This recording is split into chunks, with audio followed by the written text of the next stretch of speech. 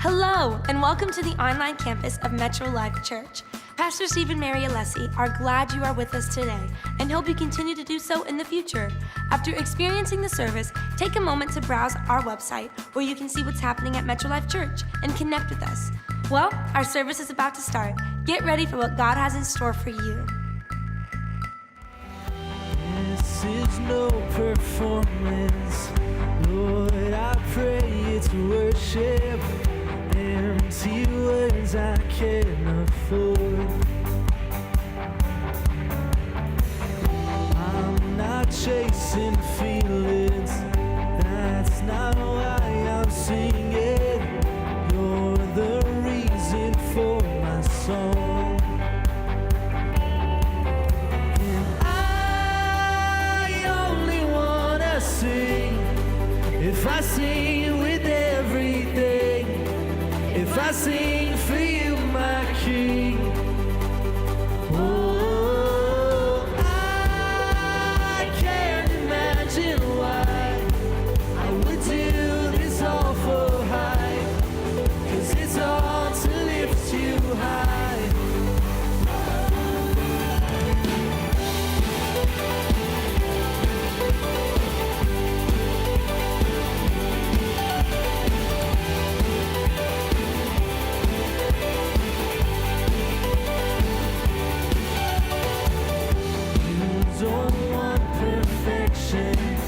Just my soul's attention. All I have is what I give.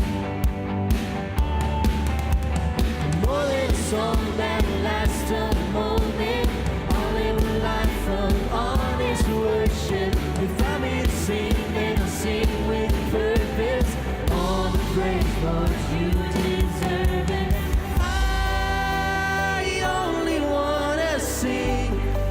If I sing with everything, if I sing for you, my King, oh, I can't imagine why I would do this all for hype, 'cause it's all to lift you high.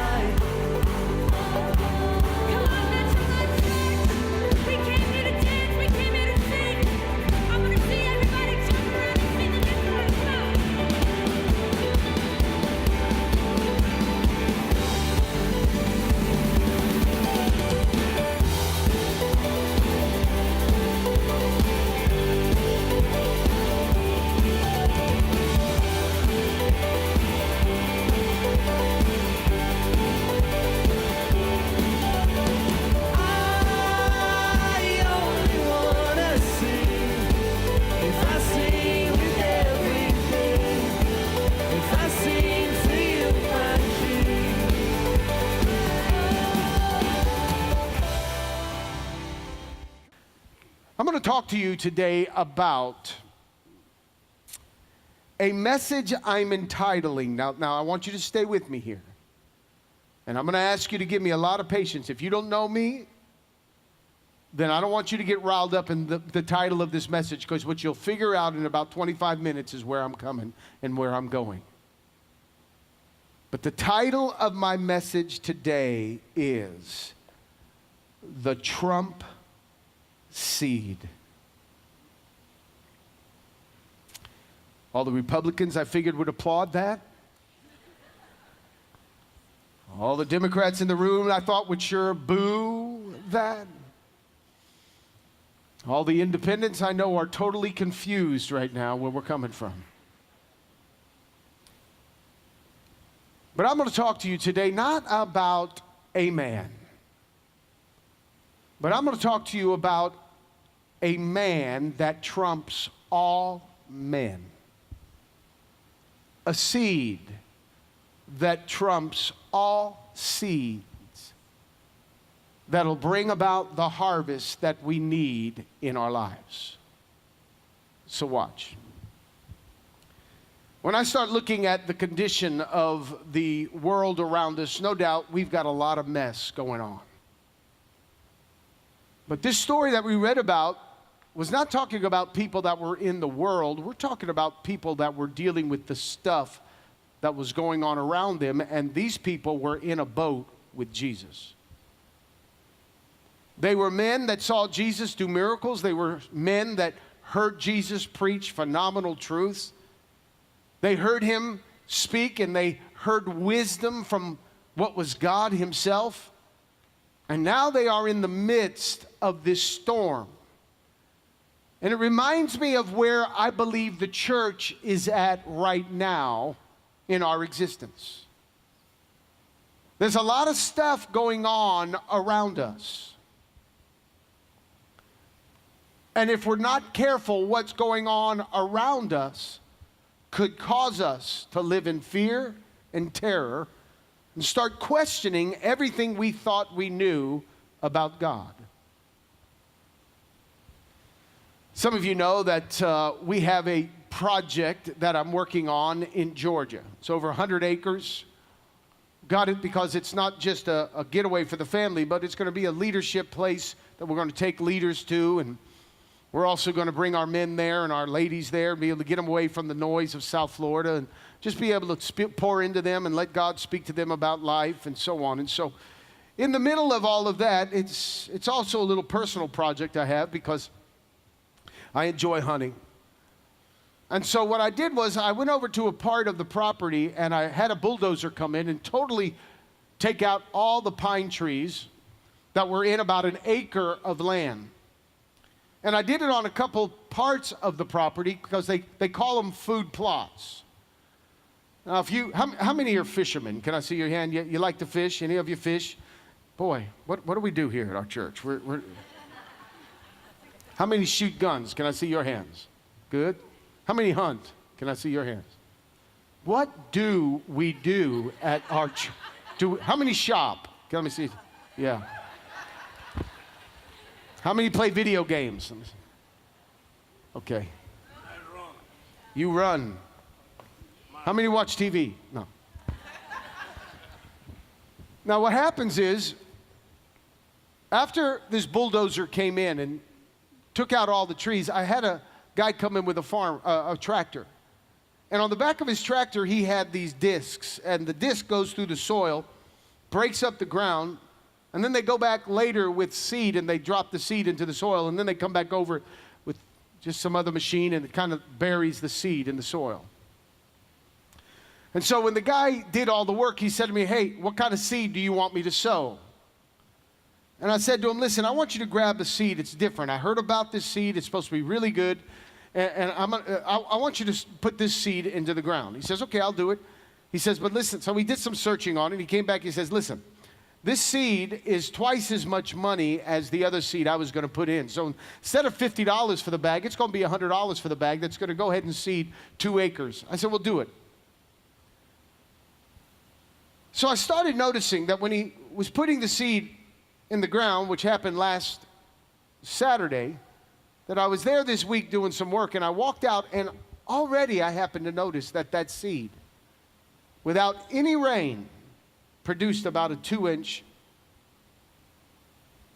little bush. So I'm checking this out, and I went back and I noticed, when the guy told me that this seed was going to be twice as much money, I realized the reason it was twice as much money was because the seed that he was going to sow was seed that needed the soil to be moistened by the rain and the conditions to be just right for the seed in order for it to be sowed. So we know that if you're going to put a seed in the ground, that after you put it in the ground, you put the dirt back on top of it, you water it. Isn't that what you do? You water it, and then later on you want to put a little fertilizer on it. You think that's really great, and that's how the seed is supposed to grow. Well, in South Georgia last year, they were in the middle of a drought. And so what happened was all the seed that was sowed by the farmers, if they didn't have an irrigation system, it meant that they lost an entire year's worth of crop because the conditions were not right for the seed that was going into the soil. They needed the water. They needed the rain. And because there was no rain, the seed didn't get nourished and it didn't give a harvest.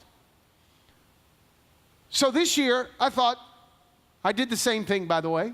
I put seed out there last year, and I didn't get anything. It didn't grow until after hunting season was over, because that's when the rains came. It was like, well, that's a useless crop. It's not going to help me do what I needed it to do. So this year, I started doing some checking around, and this guy turned me on to the seed that was twice as much money than the original seed. And the reason that was so was because this seed was drought resistant. Meaning, this seed did not depend on the perfect soil environment for it to put forth a harvest. This seed didn't need water. This seed was going to sprout, not because the conditions were perfect, but because there was power, something powerful in the seed that would be sown.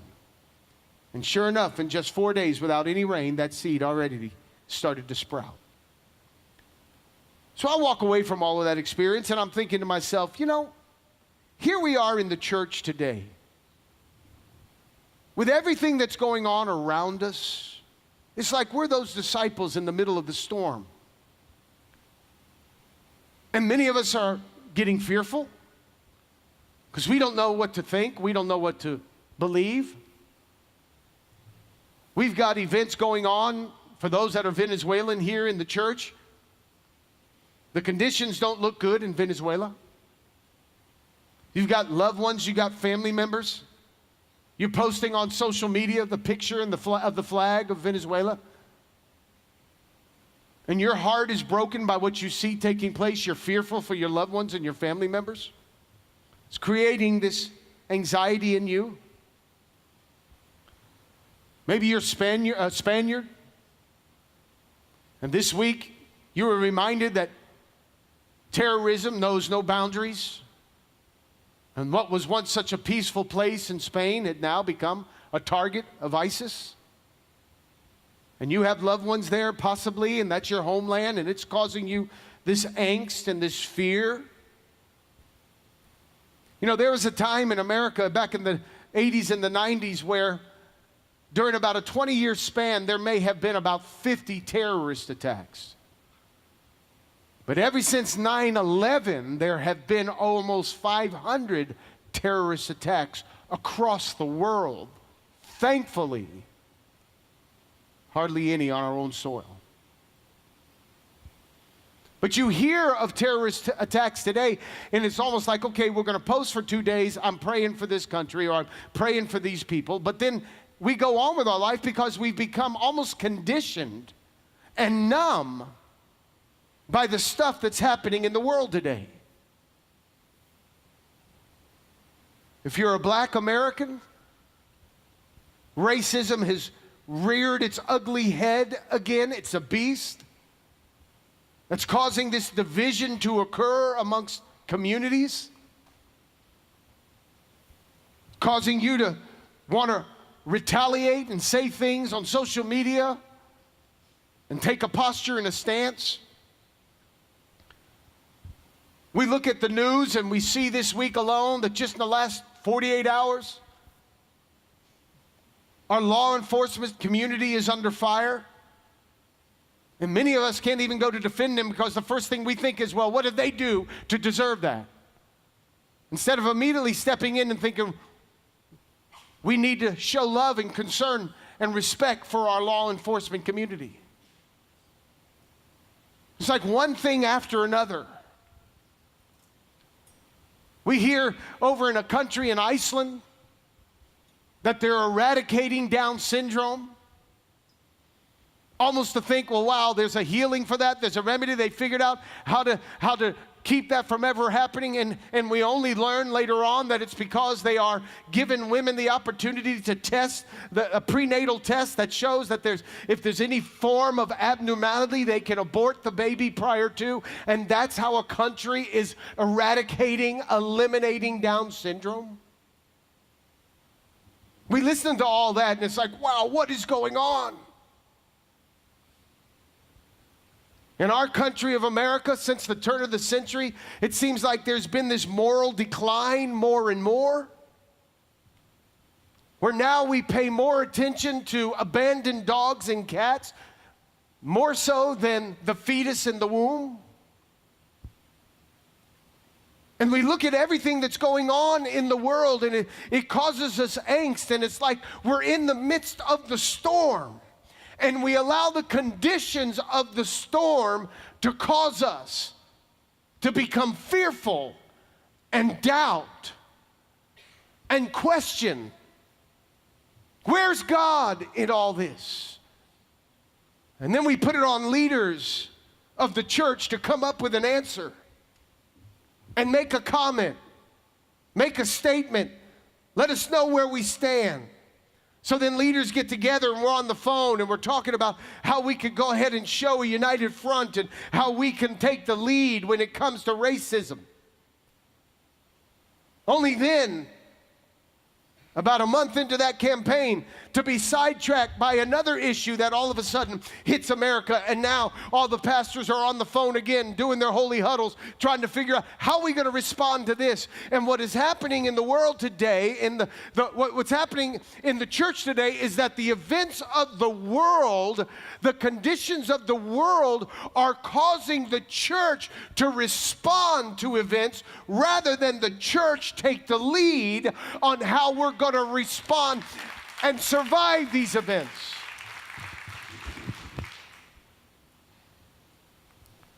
So we start pointing fingers at each other like the disciples are in the boat.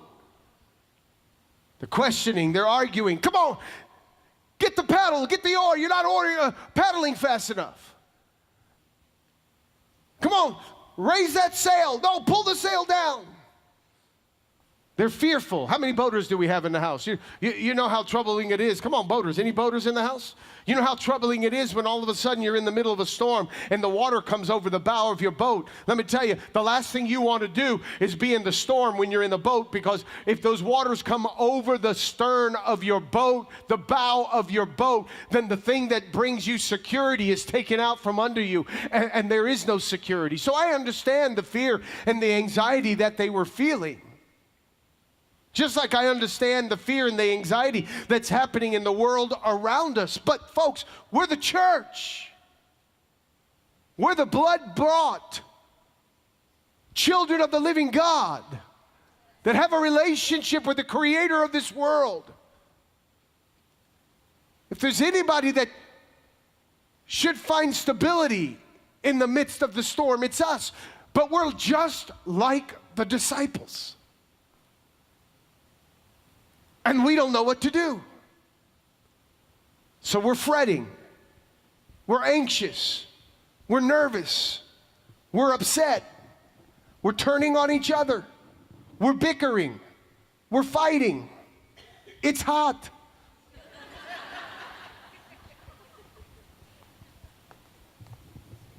Excuse me. No. Thank you, though. So what's the answer? You know, if we think a government is the answer, if we think a president is the answer, if we think a military is the answer,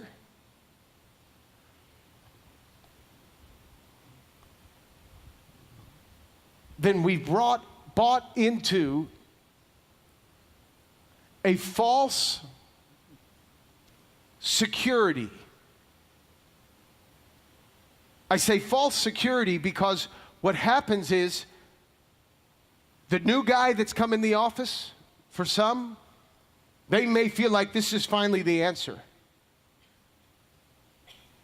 But what happens when the new guy is no longer the new guy and there's another new guy? Did we just lose our security? Because now there's a new guy that maybe doesn't share our same values? See, here's a thought. The devil wouldn't be much of a devil if he wasn't a terrorist. The devil wouldn't be much of a devil if he wasn't going around murdering innocent children. The devil wouldn't be much of a devil if he didn't try to stir it up, racist thoughts and feelings and words between people of different nationalities. That's what the devil does. But we have been given a seed that is not moved by the conditions that is going on around it. The harvest of the seed that we put our trust in is not dependent on the conditions. We do not have to have a perfect condition for us to walk in the harvest of God's blessings in our life.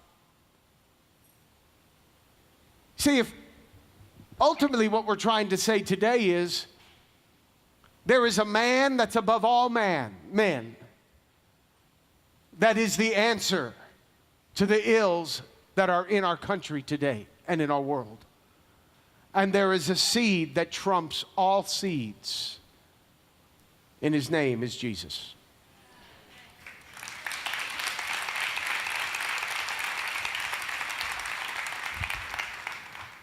So, the disciples are in the boat,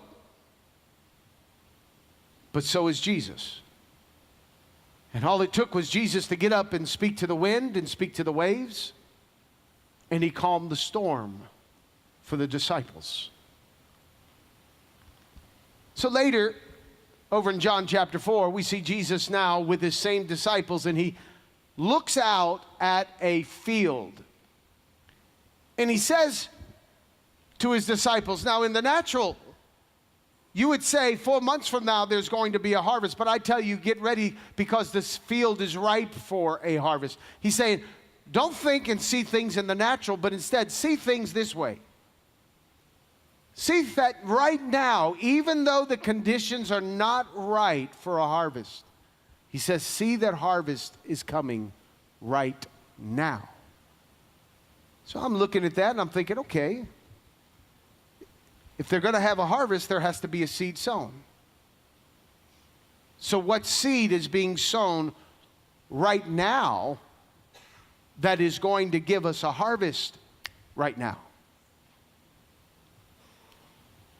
Jesus. Jesus is the seed that is being sown that in that moment was going to produce a harvest right then. Which shows me that no matter what we may be going through in the world or in our life and in our home and in our business and in our lives, careers, as long as we learn to sow the seed of Jesus into that situation, we can expect a supernatural harvest. We can expect a miraculous harvest. Because he's the seed that trumps all other seeds. We're not talking about a man. We're not talking about a government. We're not talking about a system. We're not talking about a political party. We're talking about Jesus. The scripture says that Jesus was a seed that the Father himself sowed so that he could reap humanity. So Jesus, in a very real sense, is a seed that is sown. That's why he could say to his disciples, get ready for the harvest. Even though in the natural you're not ready because you've got 4 months before anything happens because the seed's just sown. He says, get ready because I'm the seed that's been sown that's producing a harvest now. So if Jesus can say that while he's looking over a field, and maybe in the mind of a farmer, they're able to pick up on that. What can we say about Jesus in your life? See, it was a man that had a demoniac son that came to Jesus. And you know what he did? Before he went to Jesus, he went to his disciples. And he said to Jesus, after going to his disciples, he said, you know what? I tried others, but they couldn't do it. So now I'm coming to you. What he's saying is, I tried other things to try to resolve these conditions or this storm that I am in, and none of them have worked. Even your disciples, I went to them, but it's not working. So now I'm coming to you. And what does Jesus do? He turns, he rebukes the demon out of the son, and peace comes into that family instantaneous. What was it? It was a seed that was sown that trumps all other seeds. What men could not do, God could in a minute. So a woman with an issue of blood is sick. And the Bible says that she comes knowing that she had tried all the other doctors, but none of the doctors can heal her. But she pushed her way through the crowd. And as she pushed her way through the crowd, she touched the hem of his garment. And the moment she did so, instantaneously, healing came her way. A miraculous harvest came her way of healing. Why? Because what she found was the seed that trumped all other seeds. What doctors could not do, Jesus could do.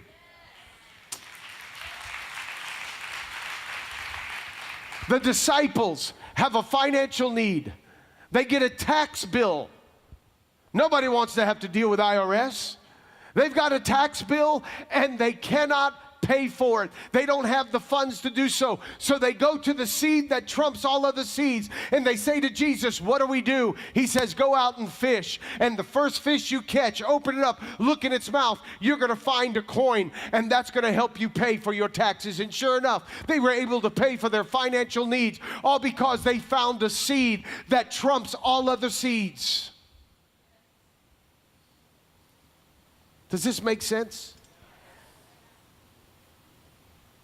Some of us are looking for men to fix us, when we should be looking to the seed that trumps all other seeds, which is Jesus. So how does this play out in my life, Steve? Well, let's think about it this way. Maybe you're like the woman with the issue of blood, and you've got a sickness on the inside of you, and you just can't seem to get this thing fixed. Your doctor puts you on medication. You're having to go through treatments. You're putting your trust in the doctor because you trust that they know what they're doing and the medical system's going to be able to help you. But if you're not getting any better, you don't lose hope. Though the storm may be raging, what you want to do is invite the seed that trumps all of the seeds into your life. I'm not talking about religion. I know you come to church like this. We're not talking about religion here today. You know what religion gives us? It gives us an image of Buddha. Have you seen Buddha lately? He's fat, chunky, because that's supposed to stand for prosperity and blessing when you're fat and chunky. Didn't work for me. I don't know about you, but I wasn't prosperous, fat, and chunky. But you're supposed to see him that he's prosperous, and what has he got? He's got his legs crossed.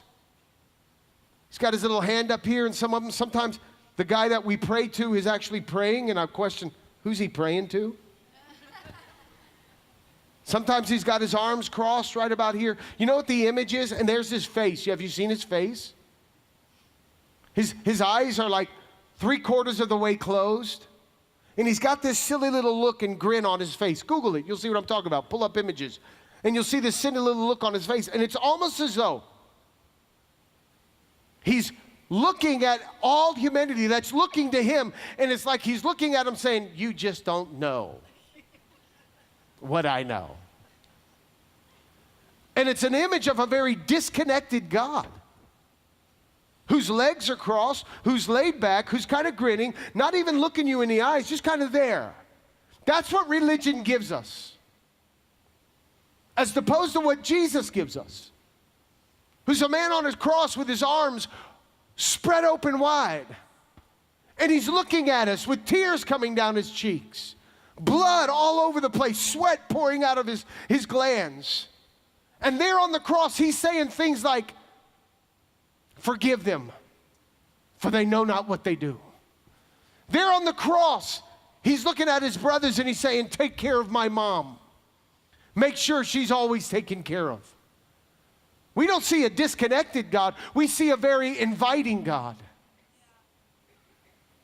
And that's what we get when we bring him into our situation. He starts to work miraculously on our behalf, regardless of the storm that's raging around you. So the doctor's told you that you're sick. And maybe the doctor has even told you that there's no way you're going to get well. This is going to be a life condition. And we allow that condition to determine the way we live, determine the way we think about our life, determine the way we act and feel. All because a man says there's limitation to that. And we allow that man to create an environment in our life.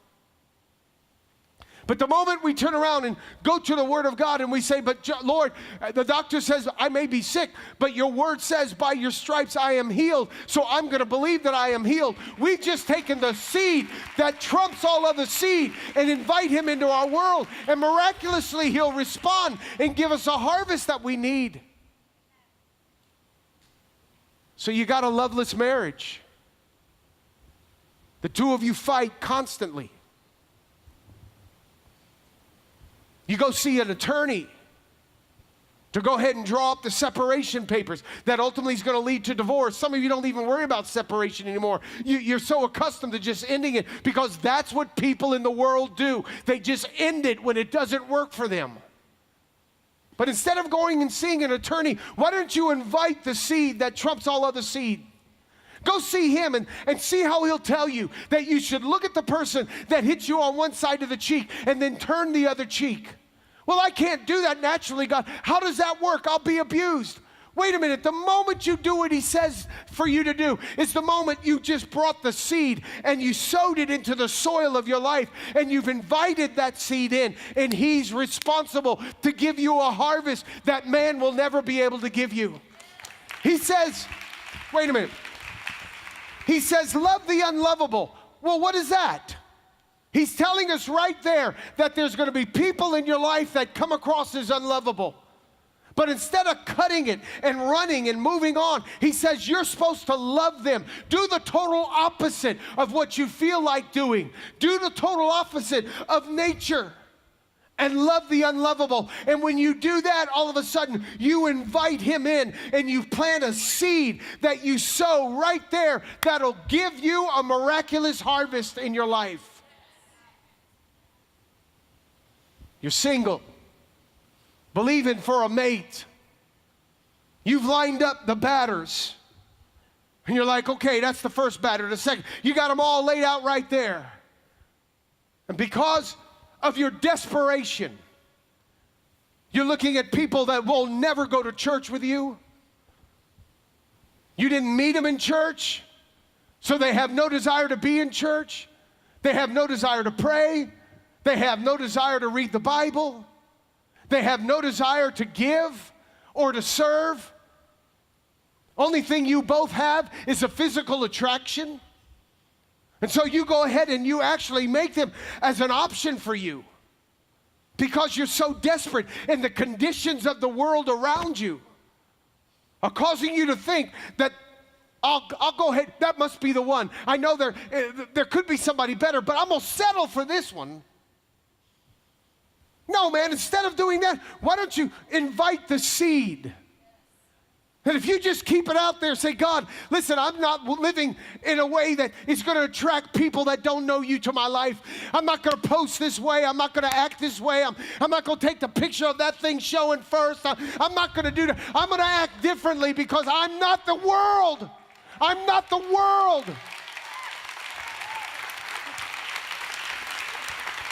I'm in the boat with other Christians.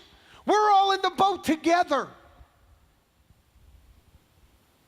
And the moment you say, okay, God, it's your way, I'm going to do this thing right.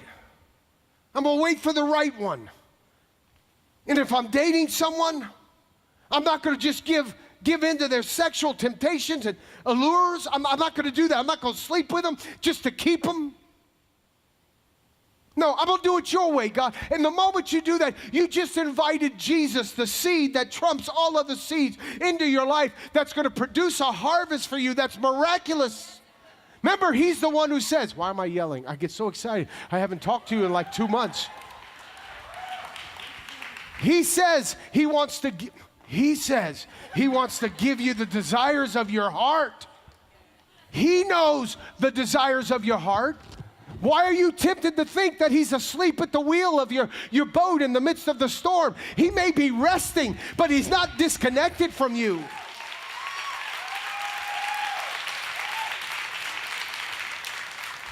You're going to allow somebody's opinion of racism to cause you to think differently of your brother or your sister? When here Jesus is spending time with all kinds of people, all colors of people, and even in the Word, he says from this point on, when Jesus comes on the scene, there's either Jew nor Greek, bond or free. Hey, if you got a problem with that because of where you were raised and the voices that you've heard, hey, just open your heart up to God and say, man, I evidently got a problem with racism, God, so I need healing. I need my mind healed. I need my heart healed. I need to be able to look at my brother and not judge him by the color of their skin. I need to look past that. Because let me tell you something, God looks past the outside of your life.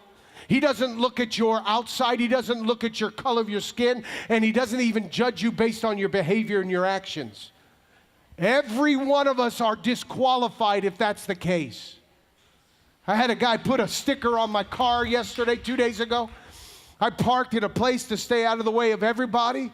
Some joker that I know in the housing community that I'm in, that I pay homeowner association fees to. The guy could not walk 100 feet to come over and knock on my door and say, Mr. Alessi, can you please move your truck? You shouldn't park there. There were no parking signs. I just did it because there was an emergency vehicle that came into this association we live in, our little condo development. And when he came in with the 911, the big emergency truck, I didn't want my truck to be in the way, so I parked around the back. I washed my car that day. I get it looking beautiful because I had a very important appointment the next morning. I get up early to jump on the road to go to my appointment. I look good. I smell good. The truck looks great. And then I go over to open my car door, and some joker puts a little no parking violation sticker on my window.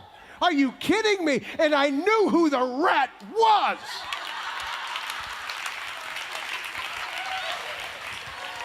I lost my salvation for like 5 minutes. I threatened him up one side, threatened him up down the other. I was going at him. And Stephanie's in the passenger seat. She's like praying, oh, Jesus.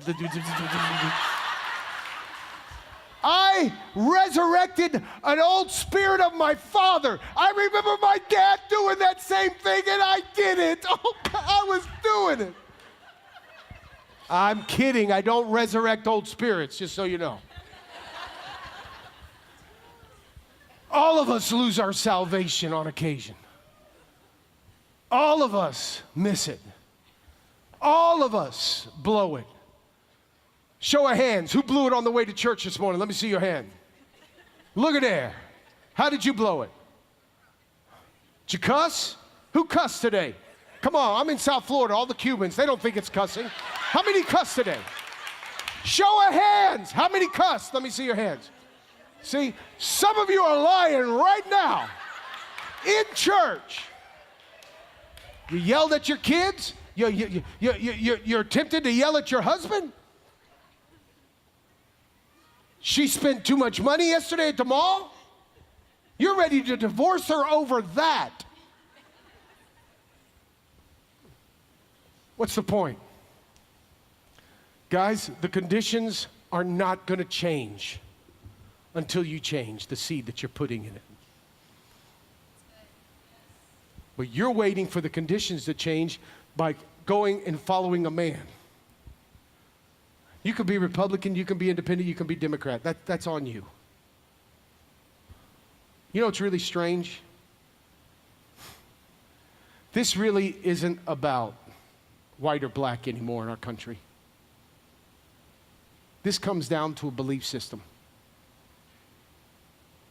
How do I know that? I watched 2 black men on the news the other day. Both of them were fighting each other about racism. I mean, if it's against white and black, then you would think, okay, put a white guy on there to, or a Hispanic guy on there to argue with a black guy about race color. You had the same color arguing about racism. One saying we are racist, people of the opposite color, whites are racist, and the other guy saying, no, they're not. Nobody's racist. We've been given an opportunity to grow through this. And it was like, if it was color issues, there would be this division or this unity amongst the same color. And you know what was interesting too? I saw a white guy after one of those states pulled down a statue of a slave owner. I saw a white guy go over and spit on the statue. I'm like, wait a minute. If anybody should spit on the statue, it should be a black guy. What's a white guy doing? I mean, really, right? I don't mean that in a bad way. If it's just a matter of skin color, then I understand it's an issue, but it's not skin color. It's a mindset. It's a mentality. It's what people are choosing to buy into. And if that's the case, then here's what we got to realize. We do the same thing. And we make a decision. You know what? I'm not going to bite it. I'm not going to go there. I'm not going to have to express my feelings and blame and point the finger and start to question God and question others and my leadership. I'm not going to do that. I'm going to go ahead and choose to plant the seed of God into my life, because that seed's going to trump all other seeds. It's going to give me the harvest. I hope this has blessed you today. Can you say amen?